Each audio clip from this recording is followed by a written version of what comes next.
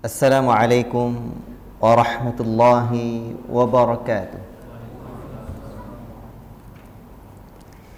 Innal hamdalillah nahmaduhu wa nasta'inuhu wa nastaghfiruh wa na'udzu billahi min shururi anfusina wa min sayyiati a'malina. Man yahdihillahu fala mudilla lahu wa man yudlil fala hadiya lahu.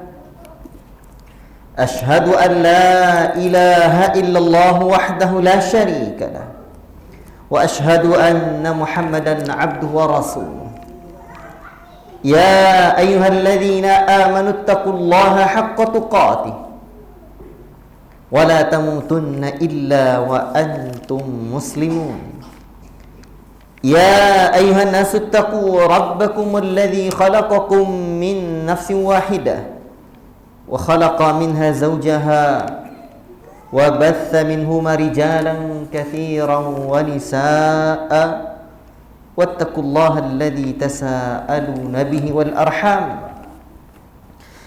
إن الله كان عليكم رقيبا يا أيها الذين آمنوا اتقوا الله وقولوا قولا سديدا يصلح لكم أعمالكم ويغفر لكم ذنوبكم ومن يطع الله ورسوله فقد فاز فوزا عظيما أما بعد فإن أصدق الحديث كتاب الله وخير الهدي هدي محمد صلى الله عليه وسلم وشر الأمور محدثاتها وكل محدثة بدعة وكل بدعة ضلالة وكل ضلالة في النار.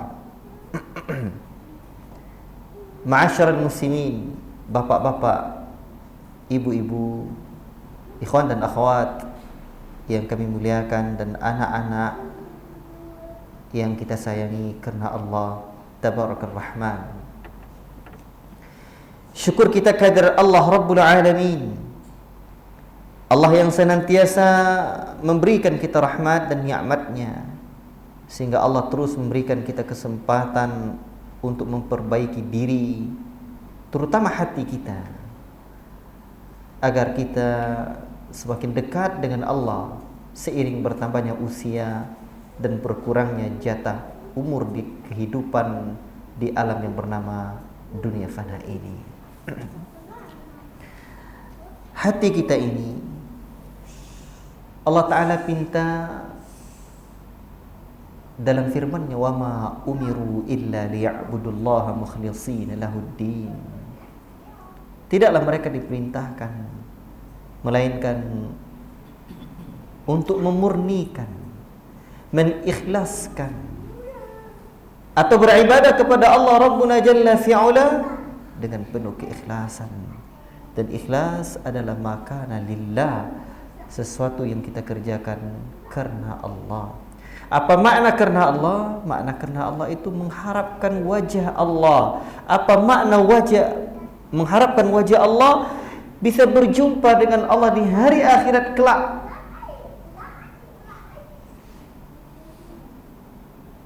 Orang-orang beriman akan melihat wajah Allah di hari akhirat kelak. Makanya di antara doa yang diajarkan oleh Nabi sallallahu alaihi wasallam kepada kita adalah, Allahumma inni as'aluka ladzatan nazari ila wajhik wa syauqa ila liqa'ik. Ya Allah, aku memohon kepadamu untuk bisa mendapatkan kelezatan melihat wajahmu dan kerinduan untuk bisa berjumpa denganmu. Dalam banyak kesempatan saya senantiasa mengingatkan diri saya dan kawan-kawan yang mendengarkan. Tidakkah kita rindu untuk berjumpa dengan ayah dan emak kita? Adakah dia sudah wafat? Ataukah dia masih hidup? Sejuta kerinduan akan senantiasa hadir dalam hati kita manakala kita berpisah atau tidak dekat dengan mereka. Allahu Akbar. Kadang kita dapati kita betul-betul mendapatkan kerinduan yang sungguh luar biasa pada ayah kita, pada emak kita. Di antara mereka ada yang telah rapuh tulang belulangnya di alam kubur. Kalau kita bertanya kenapa kita rindu dengan ayah mak kita, kenapa kita rindu dengan orang tua kita, karena kita sadar bahwa mereka yang telah membesarkan kaki kita sejak kita lahir, telapak kaki kita sebesar ibu jari, peras keringat banting tulang pagi petang siang malam, tak ada libur buat mereka. Jangankan hari Ahad, hari Idul Adha, Idul Fitri pun mereka bekerja. Tak ada cuti, bahkan tak ada gaji. Dan kita sadar akan semua itu. Maka timbul kerinduan dalam hati. Maka sekarang pertanyaannya, adakah kesadaran dalam diri kita untuk rindu berjumpa dengan Allah, untuk bersua dengan Allah, melihat wajah Allah yang penuh dengan kenikmatan itu yang Allah gambarkan, wujuhu yauma idzin nadhirah ila rabbiha nadhirah. Pada hari itu wajah mereka putih berseri, terang benderang, bercahaya, mendapatkan kegembiraan. Ila rabbiha nadhirah, kepada Rabb mereka melihat. Mereka melihat wajah Rabb mereka. Laisa kamitslihi syai'un, tak serupa dengan makhluk. Allahu Akbar. Kalau dalam hati sudah hadir kerinduan ingin berjumpa dengan Allah, hati kita tanda sudah bercahaya. Dalam hati ada keimanan, dalam hati ada rasa mahabbah kepada Allah. Tapi manakala tidak hadir kerinduan dalam hati, orang kalau tak rindu berarti dia tak cinta. Orang kalau tak rindu berarti dia tak sayang. Kenapa dia tak sayang? Kenapa dia tak rindu pada Allah? Kenapa dia tak cinta pada Allah? Padahal yang telah memberikan nikmat adalah Allah, yang memberikan segala-galanya adalah Allah, yang sedang dipakainya, yang sudah dipakainya, yang sedang dinikmatinya, yang akan didamba-dambakannya kepunyaan Allah. Tapi kenapa tak ada kerinduan dalam hati? La ilaha illallah. Bapak tengok anak ayam. Manakala anak ayam ini dipisahkan dengan induknya, ini dia menetas nih. Ini induk ayam yang dulu mengerami telurnya siang, malam, pagi, petang, ditahannya beraknya oleh induk ayam. Induk ayam tu menahan berak dia tu, Pak, tak tarik dia. Sehingga induk ayam ni kurus. Tengok induk ayam kurus dia. Manakala dia berak itu besar-besar. Tengok Pak, pernah tengok? Maka wajar manakala ada orang yang memisahkan anak-anak ayam ini dengan induknya. Tengok, sehingga senantiasa keluarlah bak anak ayam kehilangan induk. Allahu Akbar. Gelisah. Induknya gelisah, anaknya juga ciut-ciut. Kenapa? Ada hubungan antara anak ayam yang dipisahkan itu dengan ayam betina yang tak dapat lagi mendekap anak-anaknya. Anak-anaknya tak merasakan lagi kehangatan induknya. Walaupun diganti dengan pelita, dengan lampu yang mungkin dengan suhu panas yang elok, anak ayam tetap kehilangan induknya. Ada hubungan, ada rasa. Sekarang kenapa kita merasa tak ada kegelisahan dalam hati manakala kita tidak dekat dengan Sang Pencipta kita? Seperti ada apa-apa di hati kita, ada masalah di qalbu kita. Malam ini Pak, kita belajar adab, dan ini pertemuan keberapa? Keempat ya. Pertama tentang urgensinya adab daripada karakter. Kedua, definisi manzilatul adab inda salaf, kedudukan adab di kalangan para ulama salaf. Yang ketiga kemarin, saya menyebutkan tentang definisi dan referensi adab. Sampai saya sebutkan bagaimana di Nusantara ini, di negeri tercinta yang bernama Indonesia Raya ini, perhatian para ulama dari zaman ke zaman tentang adab luar biasa. Sampai saya sebutkan karya-karya ulama yang dikenal di Indonesia ini, terlepas dari kekhilafan mereka, terlepas dari kekeliruan mereka. Dan kita hari ini yang menisbatkan diri kepada Ahlussunnah, senantiasa bertekad belajar dan mengamalkan agama di atas manhajus salaf, hendaklah mesti jauh lebih terdepan kita dalam belajar dan mengamalkan adab. Dan referensi-referensi adab di kalangan generasi salaf, Masya Allah, cukup sesungguhnya. Tapi kadang nak menerjemahkan dalam kehidupan kita di Nusantara ini, kita perlu bimbingan-bimbingan, ya, juga para ulama yang memahami kondisi kita. Baiklah. Dan kalau berbicara tentang adab, muqaddimahnya lagi panjang. Ya, tapi melihat kondisi kajian sebelumnya, malam ini kita mulai adab kita dengan al-adabu ma'allah, adab bersama Allah. Berarti adab kepada Allah. Adab kepada Allah. Sebenarnya banyak lagi muqaddimah yang ingin saya sampaikan, tapi ada eloknya muqaddimah itu untuk guru-guru saja. Kalau kita jemaah nih, kita masuk saja al-adabu ma'allah ini. Namun perlu saya ingatkan lagi, adab cakupannya luas. Manakala para ahli menyebutkan permasalahan umat hari ini loss of adab, kurang adab,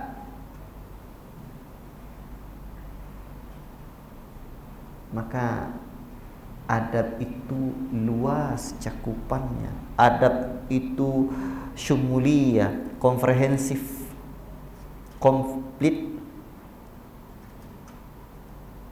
Dan pada pertemuan sebelumnya sudah kita sebutkan perbedaan adab dengan karakter. Bisa saja dianggap orang berkarakter walaupun dia tidak beriman dengan Allah, walaupun dia tidak salat, asal baik saja pada manusia, hubungan horizontalnya saja. Vertikalnya pada Allah, hubungan dia dengan Allah tidak. Hablum minallah, hablum minannas, ada pada adab. Kalau karakter, tidak ada itu. Cukup baik aja dengan manusia, itu sudah berkarakter. Maka dari sekian banyak pembahasan adab, kalau dalam kitab ini seingat saya lebih kurang 80-an. Betul Ustaz Zaki? Ya, lebih kurang 80-an. Ya. Pembahasan dalam kitab yang akan kita pelajari ini, Mausu'atul Adab ini. Belum lagi dalam referensi-referensi yang lain. Bayangkan Imam Bukhari tulis satu kitab Adabul Mufrad. Tebal itu. Saya ingat saya tulis sarahnya, tebal lagi. Baiklah. Sekian banyak pembahasan adab. Poin pertama yang mesti kita perhatikan adalah al-adabu ma'allah, adab bersama Allah. Dan ini mestinya anak-anak kita dapatkan sedini mungkin. Sekarang Pak, saya di Pak Kain itu nak buat RA. Karena dalam pendidikan ini saya memandang 3 model pendidikan Indonesia ini sebisa mungkin di yayasan kita, di perjuangan kita, buatlah informal, non formal dan formal. Informal ya, termasuk informal tuh mendidik orang, nikahkan orang. Itu informal itu. Non formal ya pendidikan di masjid dan lain-lainnya. Yang formal. Sekarang saya nak buat namanya RA, yang depak dulu. Sebab pondok yang pertama itu depak Salafiyah Ula dan Yusra. Yang kedua insyaallah SMP nanti. Yang ketiga paket. Ini saya buat baru lagi itu nanti rencana RA, MI. Mudah-mudahan lanjut ke MTS dan MAN-nya. Tingkat yang saya buat itu pertama namanya Raudhatul Iman. Raudhah itu taman, taman iman. Sebab anak 0 sampai 7 tahun semestinya di sini dia belajar iman. Walaupun kita dah besar-besar ni terus belajar iman, tak pernah bisa lepas dari belajar iman, tapi anak 0 sampai 7 tahun mesti di sini banyak belajar iman. Dialognya dialog iman, kisahnya kisah iman. Nanti setingkat SD-nya Raudhatul Adab, itu taman adab. Anak usia 7 tahun sampai 12 tahun tu di sini dia belajar adab. Apa referensinya? Kalau iman jelaslah. Rukun iman yang 6, iman pada Allah, iman pada hari akhirat secara mendalam. Dari 6 rukun iman itu 2 ni yang mendalam Rasul sebutkan. Iman pada Allah, iman pada hari akhirat. Sehingga banyak ayat dan hadis yang bergandengan 2 ini. Tapi iman ni banyak lagi. Imamul Baihaqi tulis kitab Syu'abul Iman, 77 banyak cabang iman tu. Ajib. Kalau adab, ni termasuk referensi penting di dalam masalah adab. Ensiklopedia adab ni, Mausu'atul Adab, belajar adab. Makanya pendidikan tu erat dalam bahasa Arab itu ada kajian guru dan pendidikan di sini untuk guru dan teman-teman di sini. Itu saya buat tema besarnya kajian pendidikan dan perjuangan. Salah satu yang sudah kita bahas itu adalah tentang makna pendidikan bahasa Arab ya. Pendidikan dalam kata bahasa Arab ya. Kata pendidikan di dalam bahasa Arab. Dan yang di antara makna pendidikan dalam bahasa Arab yang dekat ya adalah ta'dib namanya. At-ta'dib itu apa? Penanaman nilai adab. Penanaman nilai adab. Makanya ketika menyebutkan makna firman Allah dalam surah At-Tahrim, Ali radhiyallahu taala anhu menyebutkan, ya ayyuhalladzina amanu qu anfusakum wa ahlikum nara, wa sekalian orang-orang yang beriman, peliharalah dirimu dan keluargamu dari siksa neraka. Maka Ali menyebutkan addibuhum wa adlimuhum, tanamkan adab, ajarkan mereka ilmu. Dan Umar bin Khattab menyebutkan ta'addabu thumma ta'allamu, tanamkan adab kemudian baru ajarkan ilmu. Apa perkataan kita pada pertemuan terakhir kemarin? Kalau perlu, kalau kita tengok belum beradab, tak usah kuliah. Kena salah pasang bajunya. Kalau baju dalam tu ya di dalam, jangan pasang baju jubahnya di dalam, singletnya di luar, tak masuk, tak kena mengenal. Seharusnya pakaian di dalam, ya di dalam. Sekarang adab dulu. Terkait dengan ini, adab kepada Allah dulu yang pertama. Kemarin dah kita sebutkan, masa perguruan silat orang tidak jelas saja diajarkan dulu, tengok karakternya dulu. Ya, tapi banyak juga perguruan silat tu yang elok ya. Jangan pula nanti pukul ratanya, nanti dipotong pula ceramah saya ni, ada kena pula. Baik, bahkan di pondok tu mestilah belajar silat. Pondok tu mesti belajar silat, adab, ibadat, kitab, silat. Tu mesti belajar di pondok tu. Baik. Coba tengok Pak, itu maksud saya yang pernah tengok lah. Tengok lagi, mau ditengok lagi tak begitu perlu juga. Perguruan silat Salim itu tak dikasih ilmu sama gurunya sebelum elok karakter muridnya tu. Diajarkan ilmu silat, ilmu pendekar tingkat tinggi, nanti ditonjoknya gurunya. Anak muda lebih kuat lah dari yang tua-tua. Maka sebaiknya dalam mendidik anak dan yang lain-lainnya, anak didik kita, tengok adab dia dulu. Tak beradab, tak usah kasih ilmu lebih-lebih. Biadab dia nanti. Makanya bakal banyak yang punya S1, S2, S3 tapi biadab, kurang adab. Kan lawan dari kata beradab tu ya biadab. Tengok dalam kamusnya. Itu dia. Jadi adab kepada Allah ini penting pertama. Baiklah. Tak bawa buku kali lagi juga. Lupa. Ini dia. Lupa dia. Kalau pergi motong karet, tinggal pisau dia tu tak keluar getahnya tu je. Di sini tak ada motong karet. Baiklah. Jadi sekarang ikhwati fillah barakallahu fikum, di dalam kitab-kitab adab ini saya tadi bawa juga buku kitab Minhajul Muslim. Minhajul Muslim ini akidah, adab, akhlak, ibadat dan muamalat. Di bab akidahnya itu adab yang pertama adalah adab niat. Hati kita niat perlu tanamkan. Kemudian al-adabu ma'allah, adab bersama Allah. Adab bersama Allah. Kemudian al-adab ma'a kalamillahi ta'ala, adab bersama kalam Allah. Kemudian al-adabu ma'a Rasulillah, adab bersama Rasul. Urutan itu perlu juga diurutkan. Adapun dalam kitab ini namanya al-mawsu'ah, ensiklopedia itu diurutkannya. Di sini ini apalagi sudah disebutkan ensiklopedia adab. Judul aslinya kan ini kitab ini nih, Mawsu'atul Adab Al-Islamiyah Al-Murattaba 'ala al-Hurufil Hijaiyah. Ensiklopedia adab yang disusun berdasarkan huruf hijaiyah. Alif, semua yang berkaitan dengan alif, adabul akli, adab makan. Nanti ditulisnya bagian awal dulu tuh. Nanti di ba-nya apa pula? Di abatasahnya apa pula? Baik. Dan saya tidak ngambil susunan di kitab ini nanti. Cukup jadi kamus saja. Sekarang adab bersama Allah dulu.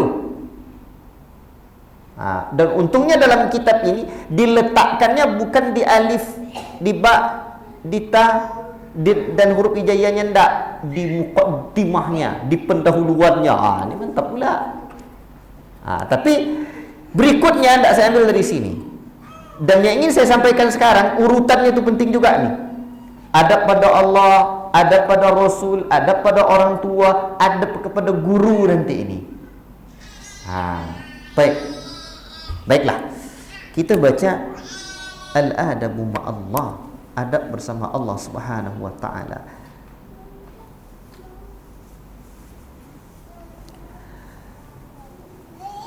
Syekh Abdul Aziz bin Fathi Sayyid Nada menyebutkan dalam kitabnya ini, sesungguhnya adab yang paling agung yang mencakup seluruh adab Islam, baik perkataan maupun perbuatan, yang menatanya, yang mendorong kepadanya, merumuskan langkah-langkah dan perinciannya adalah adab kepada Allah dan Rasulnya.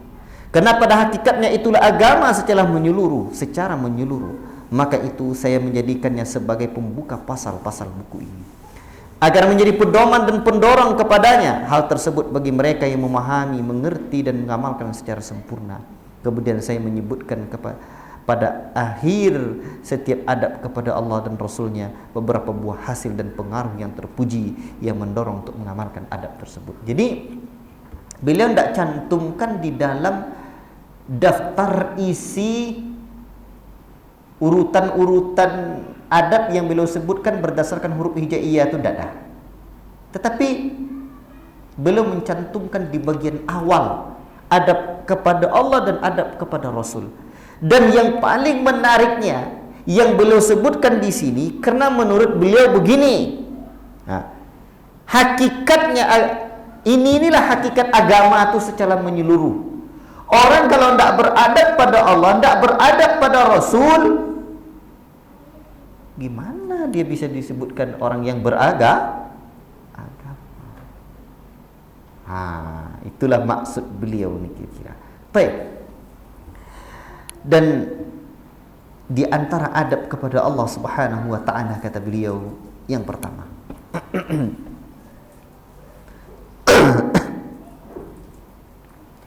sarful ibadati lillahi ta'ala, menyerahkan ibadah untuk Allah Ta'ala. Dan ini tidak diragukan lagi, adab kepada Allah Subhanahu wa ta'ala. Tidak diragukan lagi bahwasanya menujukan peribadatan hanya kepada Allah merupakan adab teragung kepada Allah. Ini juga merupakan buah teragung dari keimanan kepada Allah. Ma'rifah kepadanya, iman kepada rububiyahnya, nama dan sifat-sifatnya, dan pengkhususan ibadah hanya kepadanya semata, karena dialah pemilik, pengatur dan penguasa. Dialah yang telah menciptakan segenap makhluk dan melimpahkan rizki kepada mereka, tidak ada sekutu baginya. Baik. Jadi ini adab yang pertama. Kita ini adalah ciptaan Allah. Kita disebut makhluk.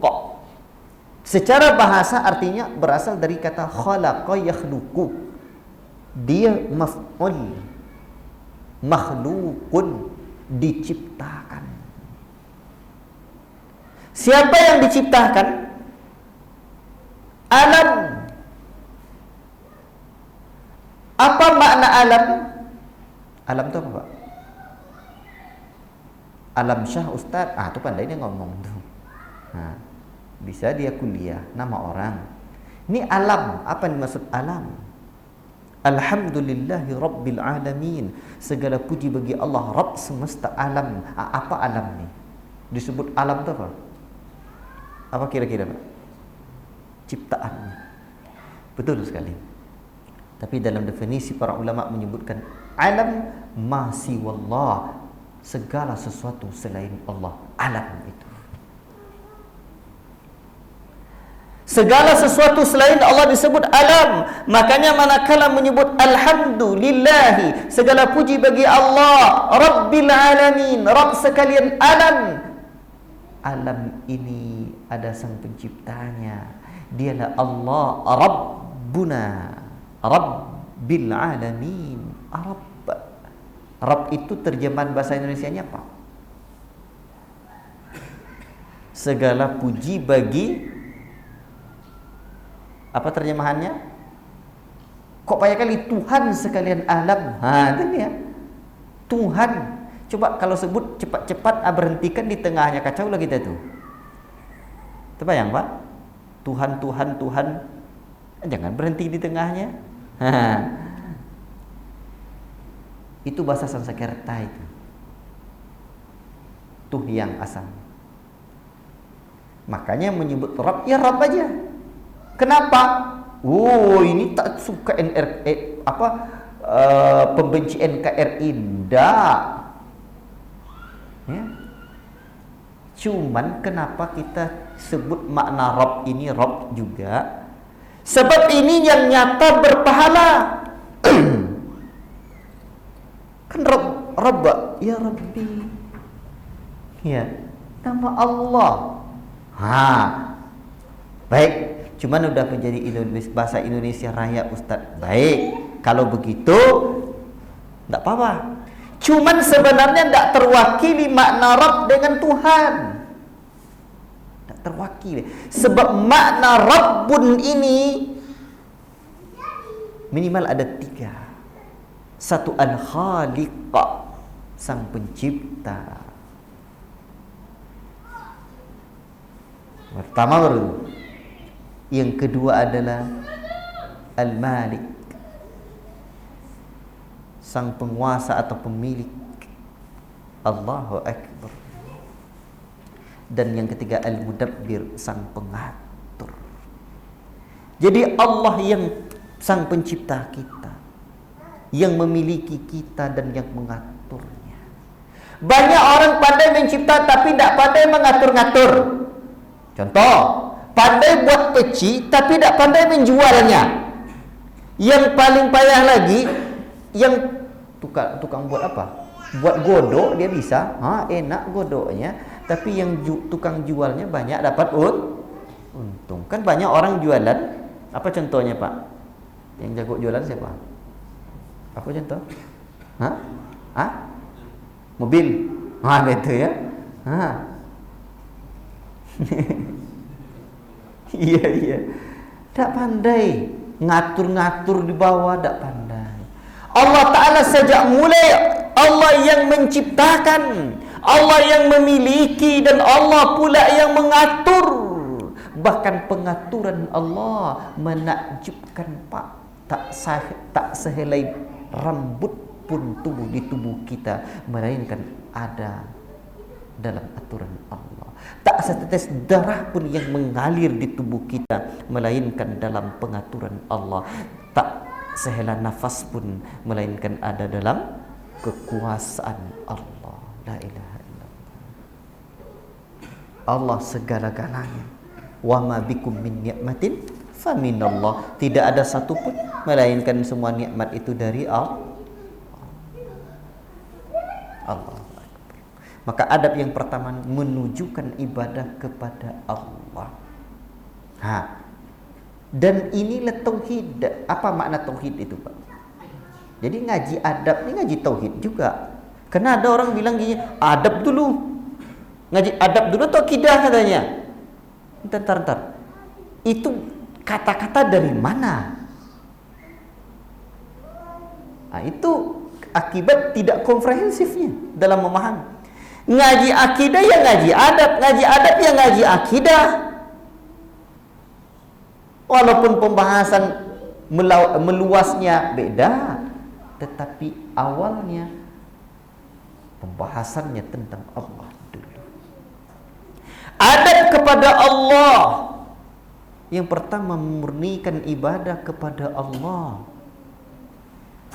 Makanya kata Imam Ibnu Katsir, zat yang menciptakan alam jagat raya inilah yang mesti, yang selayaknya kita ibadahi. Dan kita, manakala Allah menciptakan kita, tujuannya wa ma khalaqtul jinna wal insa illa liya'budun. Tidaklah aku ciptakan jin dan manusia dan jin melainkan untuk beribadah kepadaku. Kata para ulama seperti Ibnu Abbas, makna liya'buduni liwahiduni, untuk mentauhidkan aku. Sekarang pertanyaannya, apa makna tauhid itu? Apa, Pak, kira-kira? Ini mengulang-ulang kaji perukunan namanya nih. Apa makna tauhid? Makna tauhid itu apa? Mengesahkan Allah. Apa Allah yang perlu diesahkan? Makna tauhid itu banyak yang mendefinisikan mengesahkan Allah. Betul itu. Tapi di antara makna tauhid, definisi tauhid yang paling menyentuh hati saya, entah kalau bapak-bapak nak saya sampaikan, makna tauhid itu adalah menyerahkan hak Allah untuk Allah. Menyerahkan hak Allah untuk Allah. Kalau hak kita ada yang ambil orang, boleh tak, Pak? Tentu marah kita. Hak kita. Yang boleh tengok-tengok isteri kita kan hak kita. Ini tengok-tengok orang, marahlah kita. Itu dia. Bukan hak dia. Sekarang hak Allah ada diserahkan pada yang lain. Isteri kita, hak kita pada kita yang berhak melihat kecantikan dia, keelokan dia, diserahkannya sama lelaki lain. Itu tak marah gitu tuh. Durhaka dia. Maka seseorang hamba Allah menyerahkan hak Allah kepada selain Allah, hamba yang durhaka. Timbul pertanyaan, apa hak Allah itu? Hak Allah itu mengimaninya.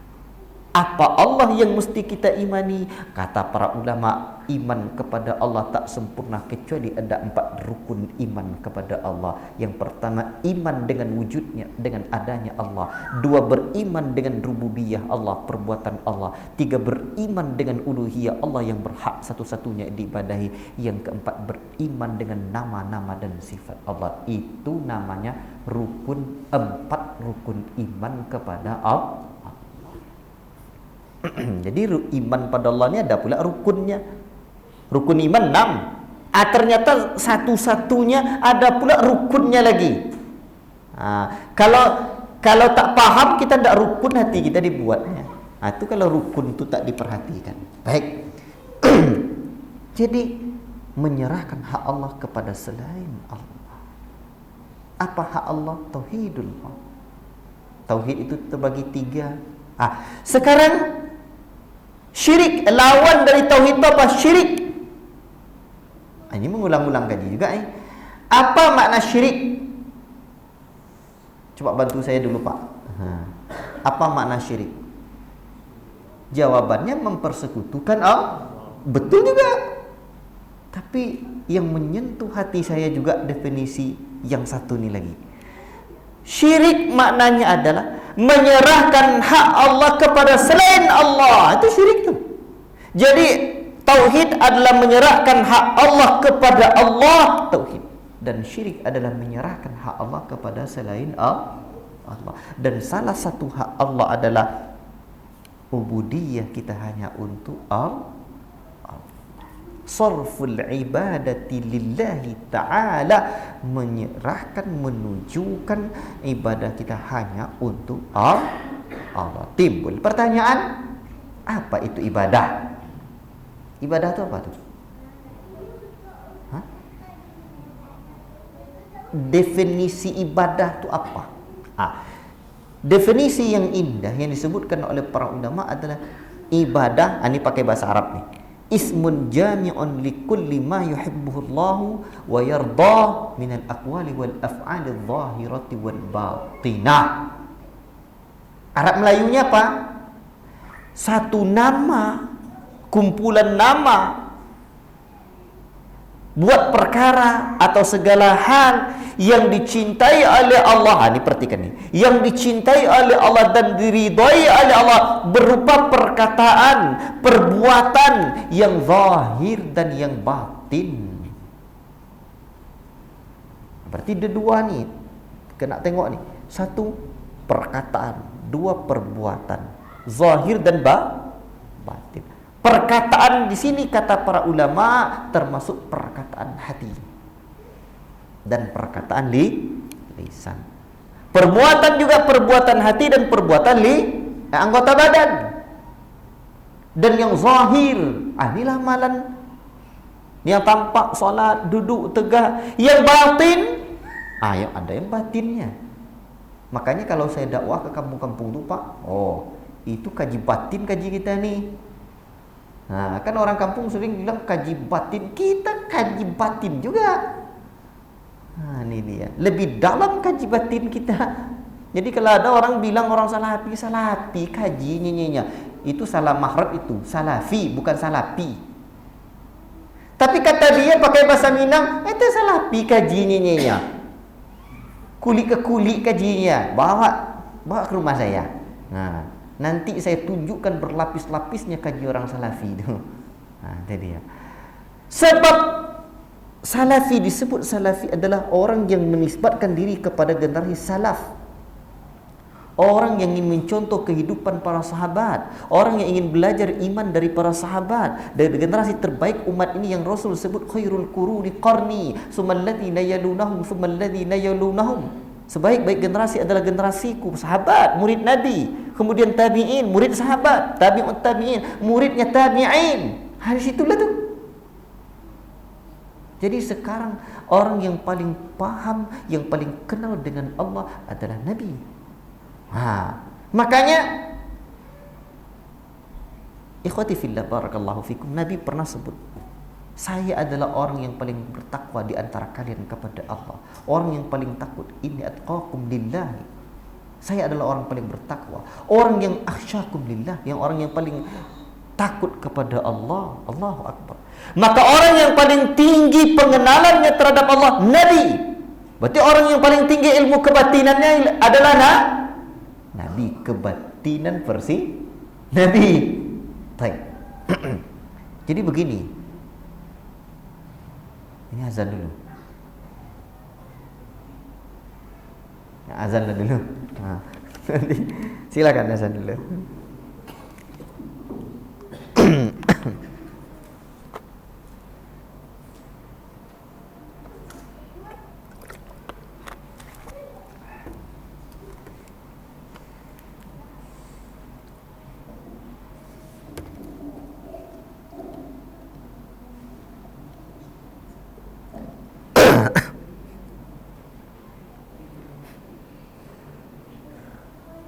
Allah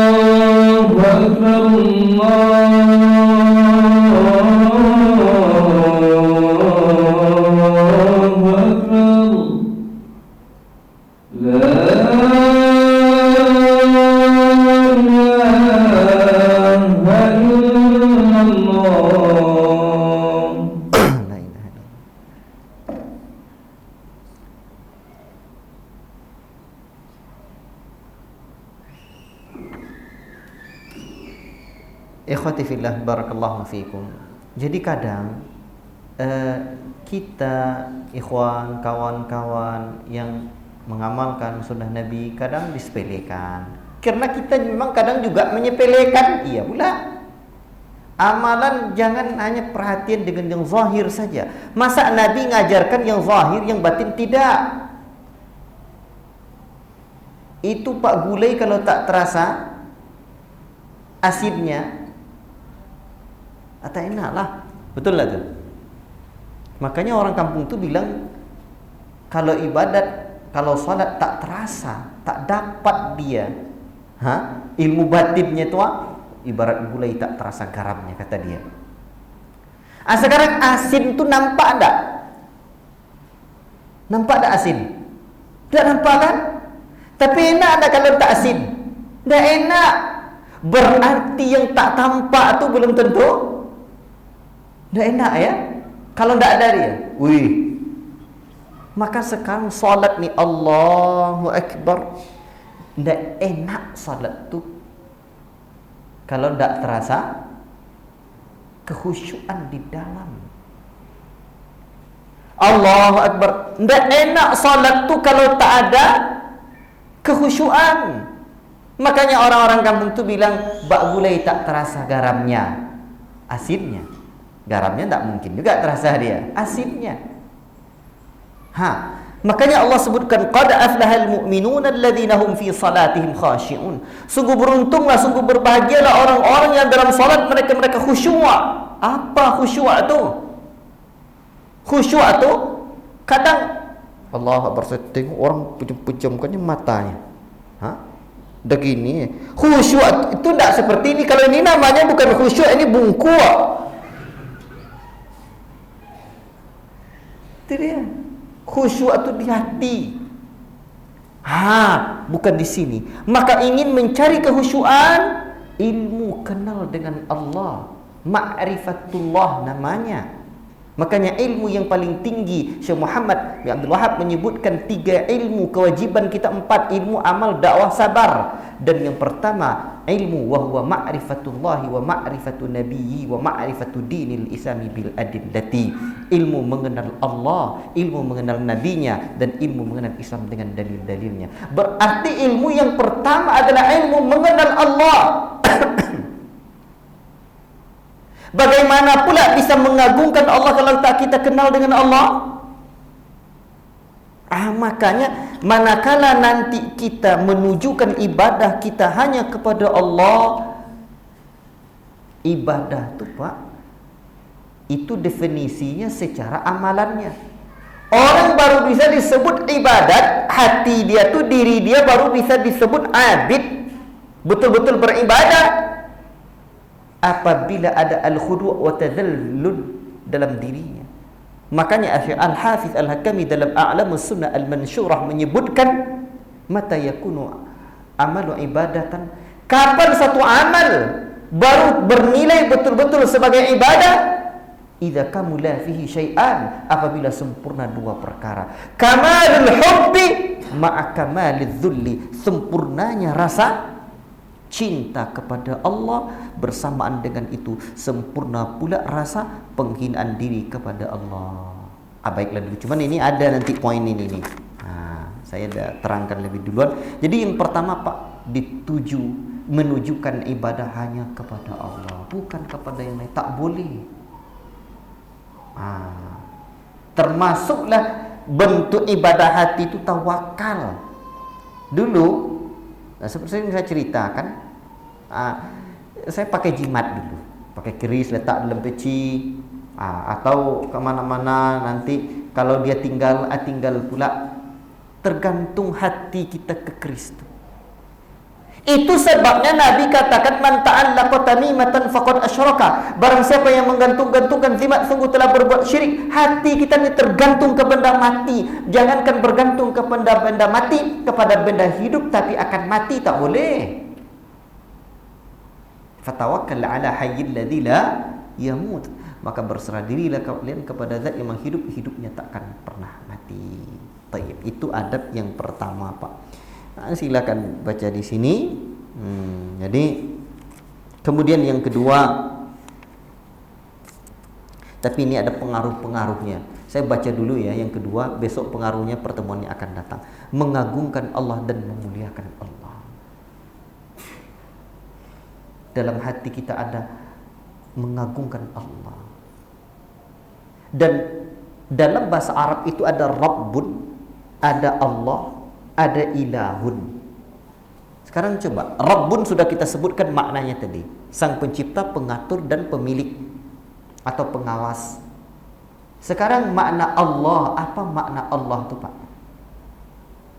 Apa makna kata Allah? Allah itu apa maknanya? Ada makna yang disebutkan oleh Ibnu Mas'ud ya, atau Ibnu Abbas salah satunya. Dzul uluhiyyati wal ubudiyah, itu makna kata Allah. Pemilik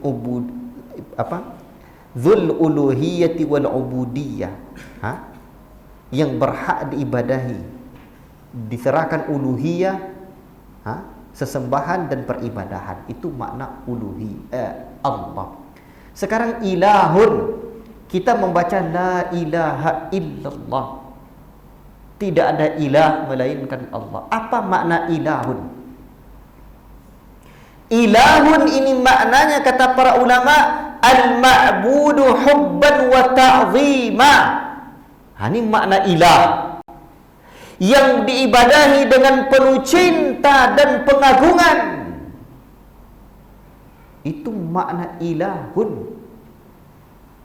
Jadi kita ibadahi dengan penuh cinta dan pengagungan. Orang beriman tu cintanya kepada Allah tak tanggung-tanggung, dan ta'ziman dan pengagungan. Kalau tidak ada dalam diri kita pengagungan terhadap Allah, itu belum tepat ilahnya tu. Padahal la ilaha illallah. Itu 3 makna tuh harus kita paham. Allah, Rabbun, dan Ilah. Adab ketiga. Takut kepada Allah Subhanahu wa ta'ala. Ada rasa takut dalam hati itu. Kalau takut kepada binatang buas, larilah. Takut tabi'i namanya, boleh. Ini takut kepada Allah, bukan lari kita. Bahkan berlari, fafirru ilallah, berlari menuju Allah. Itu adab. Adab kepada Allah menghadirkan rasa takut kepada Allah. Al-khawfu minallahi ta'ala. Baik, yang keempat, adab kepada Allah Ta'ala yang keempat.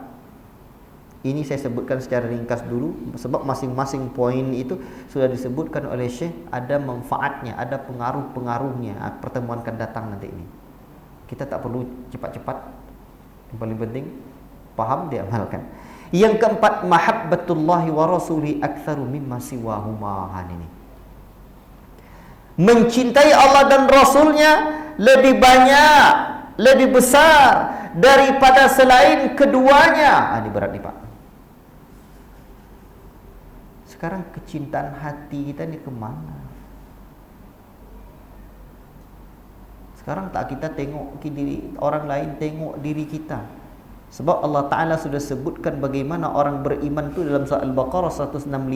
Walladzina amanu asyaddu hubban lillah. Orang-orang yang beriman itu teramat sangat cintanya kepada Allah. Oh, tahunya saya Ustaz, cuman bagaimana caranya agar supaya hati kita ni betul-betul dapat mencintai Allah tu? Sekarang tak kenal maka tak sayang maka tak cinta maka tak rindu, ya. Begitulah pengalaman hidup beliau ni. Betul juga tu. Jadi sekarang berarti tak ada cinta, tak kenal. Gimana pula hadir kecintaan kalau tak kenal? Kalau kenal kita dengan manusia, Pak, awalnya disanjung-sanjung, dipuji-puji. Begitu dah duduk dia jadi anggota dewan, begitu duduk dia jadi bupati, gubernur, ada dihujat-hujat. Kan ada kenal karakternya. Itu manusia. Semakin banyak kita mengenal dirinya, semakin nampak kita kekurangan dan cacat-cacatnya. Manusia. Jangankan yang biasa-biasa saja, ustaz, buya, kiai, ulama, gitu tuh. Awalnya dipuji-puji begitu, sama juga ustaz nama awak adanya. Ada. Tapi kalau Allah, semakin kita kenal dengan Allah, bahkan Nabi, semakin kita kenal dengan Nabi, semakin kita sayang, semakin kita cinta, semakin kita rindu. Dan yang membuat cinta itu apa, Pak? Faktor-faktor yang membuat cinta itu pertama indah. Siapa yang lebih indah dari Allah? Gagah, siapa yang lebih gagah dari Nabi? Kemudian apa lagi? Ada yang diharapkan. Masa tidak ada yang diharapkan dari Allah? Orang kalau sudah ada yang diharapkannya, tidak peduli dia. Biarlah tua, tidak apa-apa nak katanya. Tua banyak harta dia. Ada yang diharapkan, walaupun usia jarak 40 tahun, nanti ada harapannya. Untung mati cepat duluan dari kamu, nanti dia nak adanya.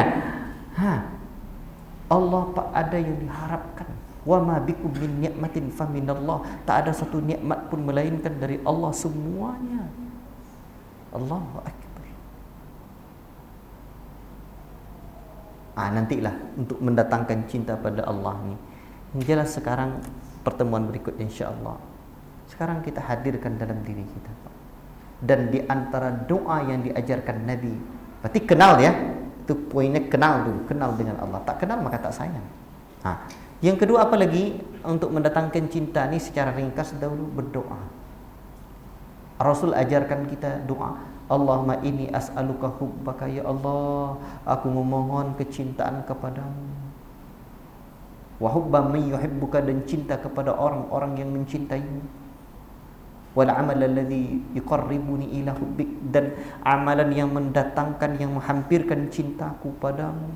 Berarti dalam doa ini ada 3. Cinta pada Allah, cinta pada orang yang mencintai Allah, cinta kepada amalan yang mendatangkan cinta pada Allah. Makin banyak beramal, makin banyak datang dalam hati itu cinta pada Allah. Kelezatan itu akan dapat. Allahu Akbar. Baik. Kemudian adab yang kelima dari adab kepada Allah, bertawakal kepada Allah, berserah diri kepada Allah. Bagaimana pula kita tidak berserah diri pada Allah? Pak Allah yang punya segala-galanya. Tidak ada yang tidak kepunyaan Allah. Tidak ada yang tidak kepunyaan Allah. Makanya Pak, orang tidak akan pernah bisa berzikir secara serius, atau hatinya tidak akan pernah tenang secara serius, kecuali dia bisa memasang tauhid dalam hati, memasang hakikat tauhid dalam hatinya. Apa itu hakikat tauhid? Definisi tauhid dah kita sebut tadi. Sekarang ada lagi kata para ulama, hakikatut tauhid, hakikat tauhid. Apa itu hakikat tauhid? Apa kira-kira Pak? Hakikat tauhid itu apa? Kata para ulama, hakikat tauhid itu hati kita, diri kita bisa memandang bahwa segala sesuatu yang terjadi ini tidak akan pernah terjadi kecuali dengan kehendak Allah. Atau hakikat tauhid itu Pak. Kalau sampai kita kepada hakikat tauhid ini, baru kita bisa tawakal. Kalau enggak, dan coba-coba, enggak bisa. Enggak tenang hati kita, enggak bisa. Tapi kalau sudah yakin kita, kalau tidak kata Allah, enggak. Iya kata Allah, iya. Baru bisa kita. Di situ duduk hati itu baru tenang dia. Gimana mendapatkan itu? Ayo terus-teruslah belajar tentang tauhid. Makanya belajar tentang akidah, belajar tentang tauhid ini yang paling penting dulu, bukan untuk menghardai orang, untuk nak menilai orang, untuk bahasa Armen itu apa? Untuk nak menendang orang, dah, tapi untuk bisa duduk bersimpu menghadirkan ubudiyah di hadapan Allah. Nah, jadi seharusnya ngaji akidah ini bukan semakin kaku, bukan semakin kasar pada orang, enggak. Kadang awak kan sebelum ngaji tauhid, awak merasa terjatuh dalam kesyirikan. Manakala mengaji tauhid, seakan-akan orang ahlu syirik aja semuanya. Sebelum ngaji sunnah, awak terjatuh dalam bid'ah. Begitu ngaji sunnah, seakan-akan orang ahlu bid'ah aja semuanya. Awal-awal tobat enak nangis. Tobat dah sadar sekarang. Makin lama ngaji, makin nyebut orang aja kerja. La ilaha illallah. Padahal bukan memperkeras hati. Apa sebabnya? Kurang mengaji yang seperti ini. Kurang mengaji yang seperti ini. Makanya ada satu kitab Syekh Ibrahim atau Jiri itu tulis Fiqhul Qulub namanya, fikih hati. Kalau terjemahannya itu 4 jilid besar. 4 jilid ya. Bahasa Arabnya 1 jilid tapi tebal. Itu Pak fikih hati. Poin yang pertama beliau sebutkan adalah tauhidullah. Fikih itu bukan hanya toharo, tata cara wudu, tata cara solat, puasa. Ada lagi rupanya fiqhul qulub, fikih hati. Masa yang zahir bertebal berjilid-jilid kitabnya, yang hati enggak, padahal yang paling luas tuh yang dalam tuh hati. Yang dekat dengan kita itu hati. Makanya kalau nulis nomor rumah ditulisnya hatiku katanya. Karena terasa dekat dia. La ilaha illallah. Dan kalau hilang hati itu payah. Makanya di antara ucapan Sayyidina Yaqub itu yang sering disebutkan, dibilangnya kaifa halu qulubikum ma'allah, bagaimana kabar hatimu bersama Allah. Kadang kan kita jumpa sama orang, apa kabar kawan katanya. Tambah lagi kalau orang dah mengaji ini sikit, ditanya kan biasanya udah berapa orang naan. Kalau orang ngaji ini dah tambah sikit pertanyaannya, dah berapa orang mak anak katanya. Tapi jarang kita bertanya, Gimana kabar hatimu bersama Allah? Kaifa halu qalbika ma Allah? Apa kabar hatimu bersama Allah? Hati kita ni apa kabarnya? Kalau tak dapat kita, Pak, yang perlu kita cari kita dulu hati kita. Aina qalbi, di mana hatiku? Tak ada orang tak punya dada. Tak ada orang tak punya jantung. Tapi dia tak merasa hatinya di mana. Kalau tak terasa hati di mana, itu yang perlu dicari dulu, Pak. Cari hati kita. Di mana dia ada hati kita tuh? Baiklah, ini panjang lagi. InsyaAllah pertemuan yang akan datang, dan saya tutup dengan satu hadis bersempena dengan bulan awal Zulhijjah ini, dan saya yakin Ustaz juga sudah sebutkan, tapi sebagai pengingat, kata Rasulullah, ma min ayyamin al-amalu salihu fihinna ahabbu ila Allah min hadhihi al-ayyamil ashr. Tidak ada hari-hari yang untuk beramal saleh pada hari-hari itu yang lebih Allah cintai daripada hari 10 pertama bulan Zulhijjah ini. Ini amalan yang Allah cintai, Pak. Kalau tadi kita sebutkan untuk mendatangkan rasa cinta kepada Allah tu, paksa diri ini beramal dengan amalan yang dicintai Allah, hadirlah kecintaan hati itu pada Allah. Para sahabat bertanya, qalu ya Rasulullah walal jihadu fi sabilillah. Amalan 10 pertama bulan Zulhijjah ini mengalahkan jihad di jalan Allah. Faqala Rasulullah sallallahu alaihi wasallam walal jihadu fi sabilillah, juga mengalahkan jihad. Jihad tu kalah itu. Padahal jihad tu payah, Pak. Yang senang tu buat jahat. Kalau jihad tu susah.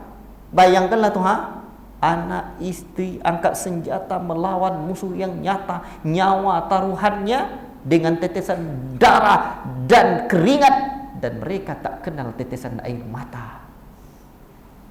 Allahu Akbar. Kalah tu. Sekarang coba, Pak, datang panggilan jihad apa? Sanggup tak kira-kira?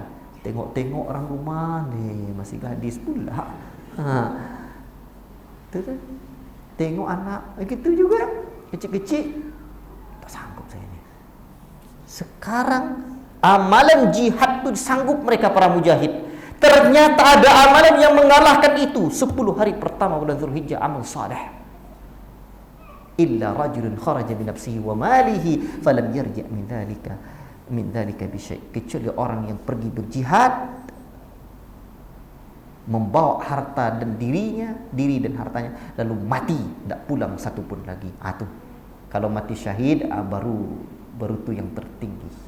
Tapi kalau sekedar baru berjihad saja, masih hidup, kalah oleh amalan 10 hari pertama bulan Zulhijjah. Maka jangan lewatkan, Pak.